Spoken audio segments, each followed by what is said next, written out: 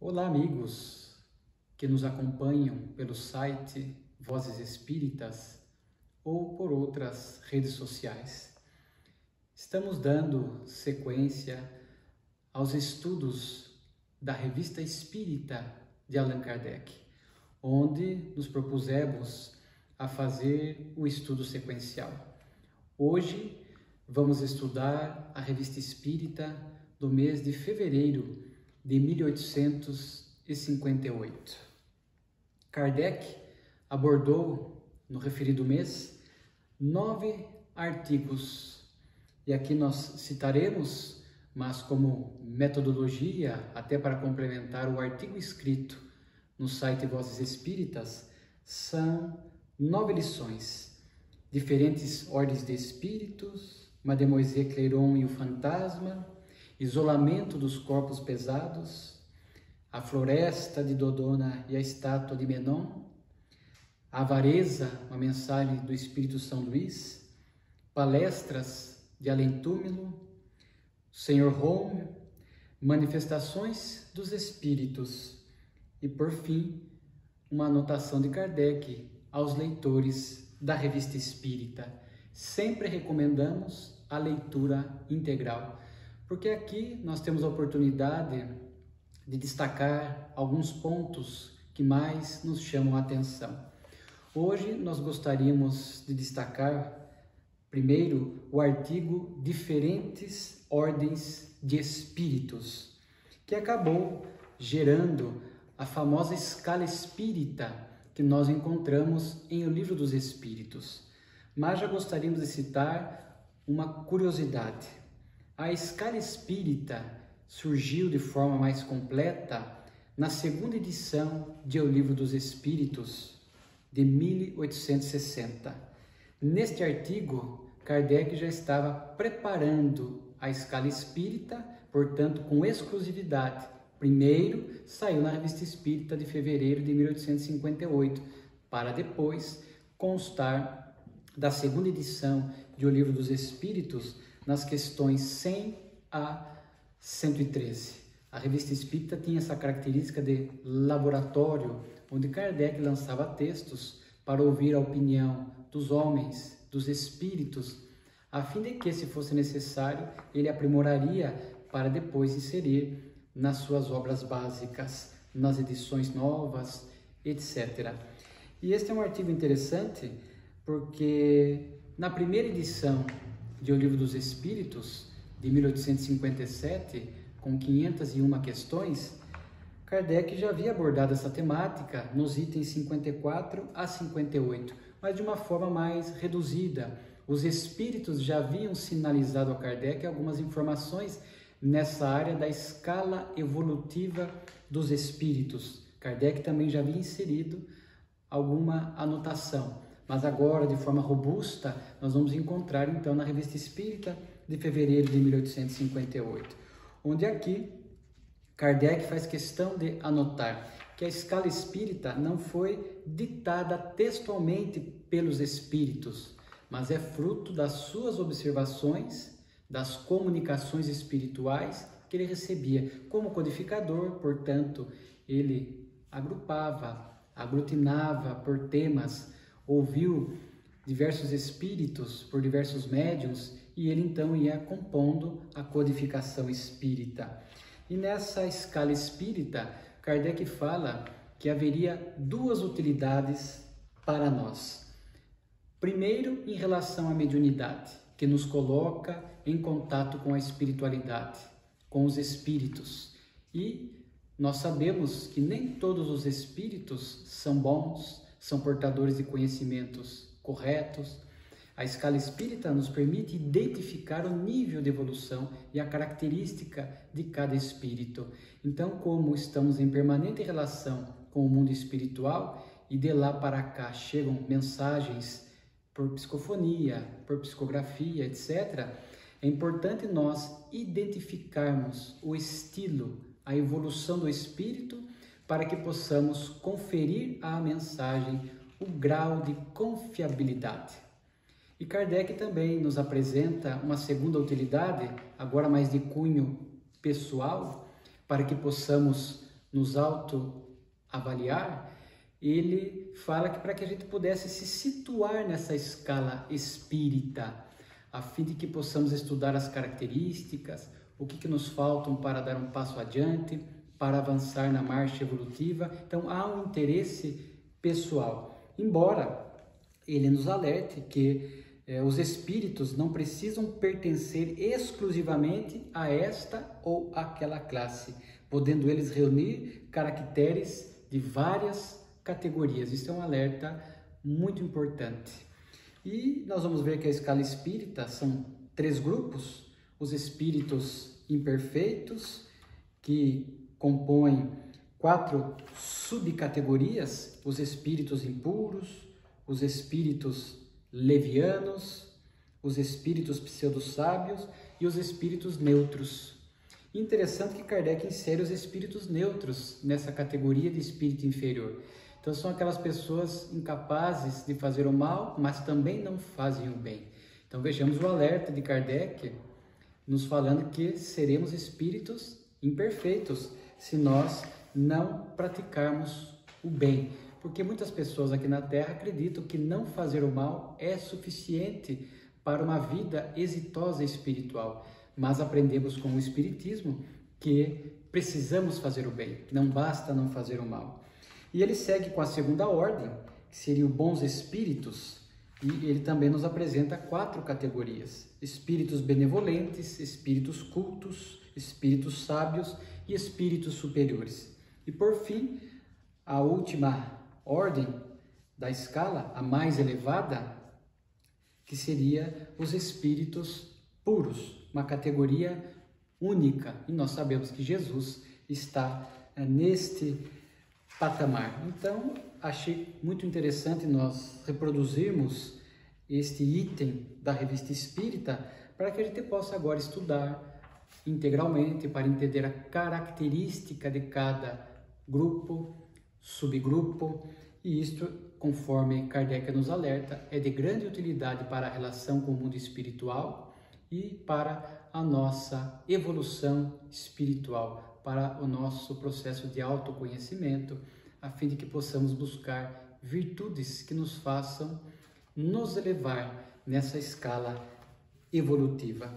Depois das 9 lições que nós apontamos no início, nós também gostaríamos de trazer um segundo item que entendemos importante para o nosso estudo deste momento, que seria palestras de além-túmulo, quando Allan Kardec irá se comunicar com o espírito da senhorita Clary.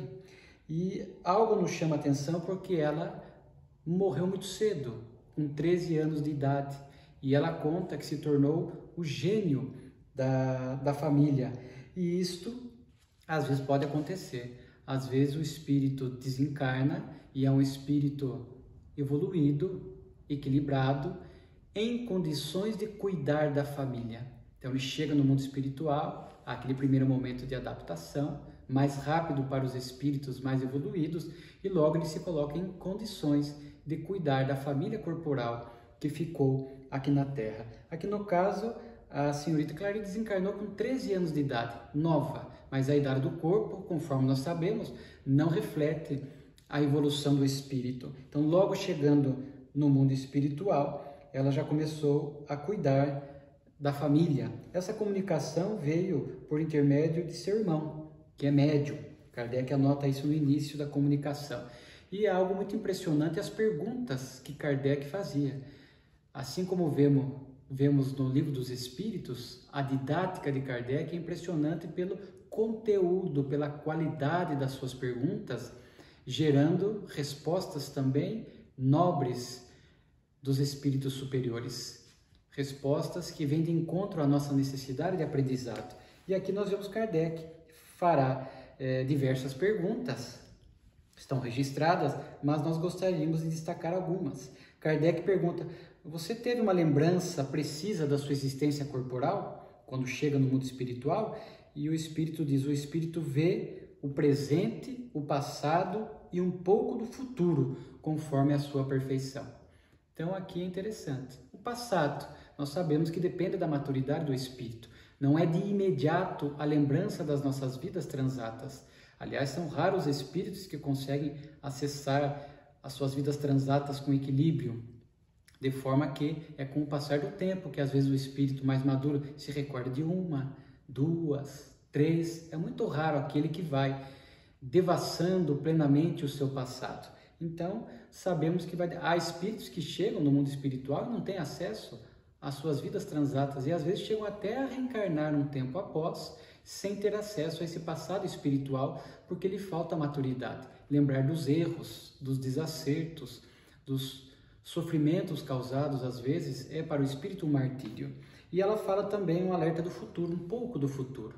Kardec trata desse assunto na obra A Gênese, capítulo 16, a teoria da presciência, onde ele fala com esse cuidado que nós temos que ter a respeito da revelação do futuro, porque os espíritos superiores que têm um pouco mais de acesso ao futuro, eles são muito comedidos e muito reservados. Quando vemos comunicações espirituais falando de eventos futuros, com datas certas, é um alerta de que provavelmente não é algo que corresponda à realidade. Os espíritos são muito vagos, às vezes, em falar do futuro, porque muitas coisas dependem do nosso livre-arbítrio e também não teremos maturidade para lidar com essas previsões do futuro. Então, ela faz esse alerta. Ela narra que vai reencarnar, logo mais no mundo superior à Terra, um mundo muito melhor, diz ela, onde já se é feliz. Isso representa para nós a transmigração das almas. Nós sabemos que os planetas, espíritos chegam para ali reencarnar por necessidade de aprendizado, por missão, e outros saem para dar continuidade à sua evolução ou também por missão em outros mundos inferiores. Esse é o processo de transmigração das almas. Ela então, por mérito, sairia da Terra para reencarnar em mundos felizes, onde lá ela vai dar seguimento, aprendizados novos para o seu processo evolutivo. Quando o espírito adquire tudo aquilo que a Terra pode fornecer enquanto educandário para a sua evolução intelecto-moral, ele já tem condições de ir a mundos mais elevados, mais felizes, para seguir a sua caminhada evolutiva. Ela também nos fala algo muito curioso, porque Kardec pergunta sobre sensações de calor e de frio, e ela responde que quando me lembro muito do meu corpo, sinto uma espécie de impressão, como quando se tira um manto e se fica com a sensação de que, por algum tempo, ainda se está com ele. Eu já faço uma observação muito curiosa. Essa resposta deste espírito, ele foi praticamente o que norteou a questão 256 do Livro dos Espíritos.